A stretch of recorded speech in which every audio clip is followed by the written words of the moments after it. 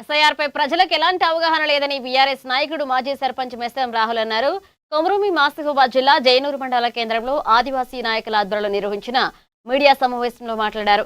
ఓటర్ల జాబితా పత్రాలను బీఎల్ఓలు ఇంటింటికి వెళ్లి అప్పగిస్తున్నారని, సొంతంగా వారే రాయాలని బీఎల్ఓలు సూచిస్తున్నారన్నారు. ఒకవేళ తప్పిదం జరిగితే ఓటు హక్కు పోయే ప్రమాదం ఉంటుందని చెప్తున్నారు. నిరక్షరాస్యత కలిగిన గిరిజన ప్రాంతంలో ఫామ్లు అధికారులే నింపాలన్నారు. ఈ ఫామ్ నింపే దానిపై ఎలాంటి అవగాహన లేదు కాబట్టి ఖచ్చితంగా రాష్ట్ర ప్రభుత్వం ఓటర్ల జాబితా మ్యాపింగ్ విషయం సబ్ ఫామ్ నింపే బాధ్యత ప్రభుత్వ పరంగానే చేపట్టాలని కోరారు. భారత ఎన్నికల సంఘం గణన ఫారం ఏదైతే ప్రతిష్టాత్మకంగా రాష్ట్ర ప్రభుత్వం చేపట్టిందో సర్ ఫామ్ యొక్క ఓటర్ల జాబితా మరియు ఈ పూర్వీకుల 2002 నుంచి వచ్చే ఓటర్ల జాబితాని ఫుల్ఫిల్గా అప్ టు నౌ ఇప్పటి వరకు ఉన్న మన పిల్లలతో పాటు అందరు నింపాలి.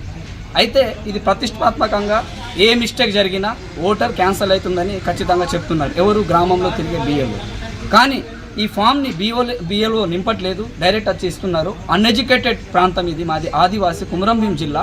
ఇక్కడ నిరక్షరాస్యత ఎక్కువ ఉంటుంది కాబట్టి వాళ్ళకి స్వతహాగా ఇంట్లో పోతే వాళ్ళు రాయలేరు. ఒకవేళ ఎవరొకరు చిన్నగా ఎంతో కొంత చదివి ఉంటే అతను రాస్తే కొంత మిస్టేక్ అయినా రేపు కోర్టుకు సమాధానం చెప్పే పరిస్థితి వస్తుంది. సో అలాంటప్పుడు అతను ఓటు హక్కు కోల్పోయే ప్రమాదం ఉంది. కాబట్టి ఖచ్చితంగా ఈ కుమరంభీం డిస్ట్రిక్ట్ మన జైనూర్ మండలం నేను జామ్ని గ్రామ పంచాయతీ మాజీ సర్పంచ్గా నాదొక డిమాండు. ఇంత మంచి కార్యక్రమాన్ని రాష్ట్ర ప్రభుత్వం చేపట్టిందో మరి కొంతమంది దీనికి 20 రూపాయలు 30 రూపాయలు ఫామ్ నింపడానికి కూడా తీసుకున్నారు. మరి ఇది ప్రభుత్వంపై ఒకవేళ ఇది ప్రభుత్వం చేపట్టిన దాంట్లో ఇది ఒక భాగమా లేకపోతే ప్రభుత్వం నష్టపోయే పరిస్థితి కూడా ఉంటుంది. కాబట్టి ఖచ్చితంగా కాంగ్రెస్ ప్రభుత్వం నుంచి ఒక కోరిక, ఒక బీఆర్ఎస్ సభ్యునిగా బీఆర్ఎస్ మాజీ సర్పంచ్గా ఒకటే, ఈ ఫామ్ని ఖచ్చితంగా బిఎల్ఓ ఖచ్చితంగా వాళ్ళ కుటుంబ సభ్యుల వివరాలతో కూర్చొని ప్రతి ఇంటికి పోయి రాస్తే తప్పిదం జరగకుండా ఉంటుంది.